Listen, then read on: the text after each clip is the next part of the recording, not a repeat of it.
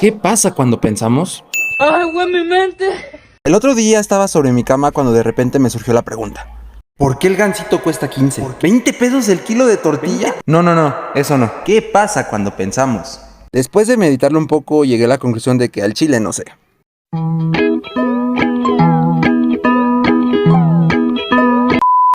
Ya cállense. Lo voy a investigar, pues. Entonces, con toda la actitud, me levanté de mi cama y decidí acudir a un viejo amigo. Así es, Google. Algunos centímetros más tarde. No, esto es tarea, así que vamos a explicarte. Después de varias horas de investigación, logré contactar con 3 expertos. Y cada uno nos va a explicar una función diferente de la neurona. ¿Qué es la neurona? La neurona es la encargada de transportar toda la información. A ella le debemos el pensar y también el retener información. Y a esto se debe a un proceso llamado sinapsis. La sinapsis es la comunicación entre neurona y neurona. Y existen de 2 tipos. La sinapsis eléctrica y la sinapsis química. Pero yo les prometí a unos expertos, así que... compañero, al aire. Bueno, mi nombre es Arturo y yo les voy a explicar la sinapsis eléctrica. ¿Qué es la sinapsis eléctrica? La sinapsis eléctrica es el tipo de sinapsis en el que la transmisión entre neuronas se da por el paso de iones a través de sus comunicantes, que son los conexones. En la sinapsis eléctrica, la neurona presináptica y postsináptica están muy próximas entre sí, no se llegan a tocar, pero estas forman uniones, que son las uniones de gap. Estas dejan que pasen iones de una célula a otra, permitiendo que la transmisión sea directa y rápidamente de una neurona presináptica a una postsináptica. Bueno, ahora vamos a explicar la sinapsis eléctrica con un esquema bastante simplificado, en el cual existe la neurona presináptica y postsináptica, que no se tocan entre sí porque existe una separación de 2 nanómetros. Y los que sí se tocan son sus conexones, que cada una tiene conexones, entonces así se juntan y entonces estas alternan entre abierto y cerrado. En el potencial de acción deja entrar sodio y entonces el sodio lo que hace es estimular estos conexones y entonces ya se abren o se cierran. Cuando están abiertos existe el intercambio de iones, que básicamente son sodio y potasio, pero puede llegar a entrar cloro. Entonces lo que pasa es que se hace el intercambio de iones, que son de carga positiva, y entonces la neurona que está en carga negativa vuelve a hacer otro potencial de acción porque se estimula la membrana, y básicamente eso es la sinapsis eléctrica. ¿Y qué pasa con la sinapsis química? No estás anotando nada, ¿verdad, güey? No. Hola gentecita, se preguntarán qué está pasando, pero déjense los resumo. La verdad me cansé de salir en cámara. Editar este video me está costando más que terminar la prepa, así que les voy a explicar la sinapsis química súper rápido. Quien quiera y quien no pues que soporte. Así que sin más aquí vamos. Imagínense que una neurona se encuentra en reposo, con su axón extendiéndose hacia otra neurona. La punta del axón, llamado terminal axónico, se acerca a una pequeña hendidura llamada hendidura sináptica. En el terminal axónico, hay una serie de pequeñas bolsas llamadas vesículas sinápticas. Las vesículas sinápticas se fusionan y liberan una sustancia química llamada neurotransmisor en la hendidura sináptica. El neurotransmisor cruza la hendidura sináptica y se une a receptores en la membrana celular de la neurona receptora. La unión del neurotransmisor y los receptores activa canales iónicos en la membrana celular de la neurona receptora. ¡El pinche negro viene el marihuano! Esto causa una corriente eléctrica que se propaga a lo largo de la neurona receptora y lleva la señal nerviosa hacia el cerebro. Después de la liberación, el neurotransmisor es eliminado de la hendidura sináptica por enzimas o se reabsorbe en la terminal axónico para ser reutilizado. La neurona vuelve a su estado de reposo, lista para enviar otra señal nerviosa a través de la sinapsis química. Bueno, resumido y digerible es eso. ¿Alguien tiene alguna duda? De todos modos no puedo contestar porque soy un vídeo. Los dejo con mi compañera Andrea para que les explique un poco más este proceso. Recuerden, usen sus neuronas, no como sus excesos ya de plano se quedaron sin nada. Adiós. En la sinapsis química los neurotransmisores son liberados por medio de los botones sinápticos. Pero si tu pregunta sigue siendo cómo, la verdad es que es muy fácil. Las vesículas que contienen los neurotransmisores se fusionan a su vez con la membrana plasmática y esto hace que se liberen hacia la brecha sináptica. Y si aún no te queda claro qué son los neurotransmisores, pues bien, estos neurotransmisores se encargan de mandar señales de una neurona a otra. Pues estos neurotransmisores se encargan de lo que nosotros lleguemos a sentir. La dopamina se encarga del placer, la serotonina de nuestro humor, de la felicidad. La noradrenalina se encarga de que en momentos de tensión nosotros podamos correr, huir o atacar.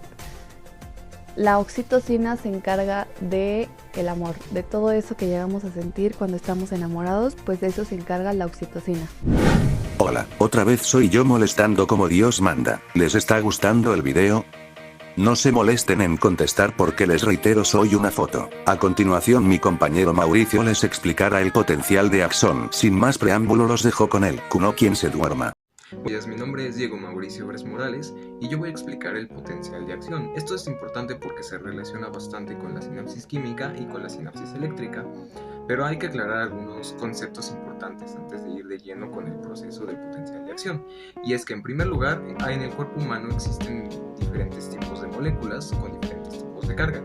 Existen moléculas con cargas positivas que se llaman cationes, por ejemplo serían moléculas como el sodio o el potasio, y moléculas con carga negativa que se llaman aniones, como sería por ejemplo el cloro. Estos dos tipos de moléculas son importantes ya que en el proceso de la neurona pueden generar la despolarización o la hiperpolarización. Pero para esto primero debemos de entender que la neurona regularmente se encuentra con una carga eléctrica de menos 70 megavoltios. Cuando sucede la despolarización, lo que pasa es que un catión, como podría ser el sodio, entra al interior de la neurona. Una vez que entra, sucede un intercambio de cargas, lo que provoca que la neurona pase a una carga que se asemeje más a la del exterior. Contrariamente, con la hiperpolarización, entra un anión, es decir, una molécula con carga negativa, y esto hace que el interior de la neurona se aleje de la carga eléctrica que existe en el exterior. Las neuronas tienen sensores químicos, los cuales ante un estímulo abren los canales de sodio, los cuales dejan entrar al interior de la neurona la carga positiva, lo que provoca la despolarización de la misma.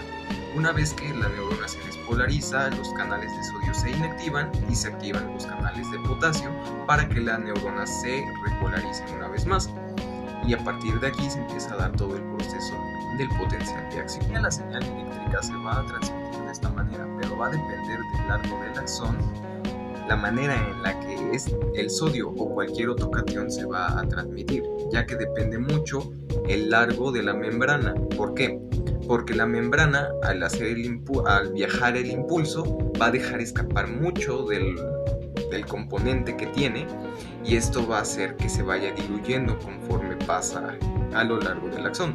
Por eso, si un axón es corto, no va a haber pérdida del impulso eléctrico ni del neurotransmisor.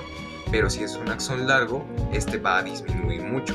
Para arreglar esto es que existen las vainas de mielina. Las vainas de mielina en primer lugar funcionan como aislantes del impulso eléctrico, pero sobre todo lo que hacen es cubrir el axón para evitar que se vaya escapando el impulso eléctrico. Además, entre cada vaina de mielina está el axón, y entre cada vaina de mielina existen espacios, los cuales son conocidos como nódulos de Ramberg. En los nódulos de Ramberg existen sensores de voltaje. Estos sensores se van a activar cuando llegue el impulso eléctrico, y su función principal es que cuando llega el impulso eléctrico, estos sensores se van a abrir, dejando entrar entonces más carga positiva, lo que va a hacer que el impulso aumente mucho su intensidad durante un gran lapso hasta llegar al siguiente nódulo de Ramberg. Como expliqué anteriormente, en un axón muy largo, el impulso eléctrico va a ir disminuyendo y si no estuvieran las vainas de mielina y los nódulos de Ramberg, entonces el impulso eléctrico desaparecería y no podría completarse el potencial de acción, y por ende no se lograría hacer la sinapsis.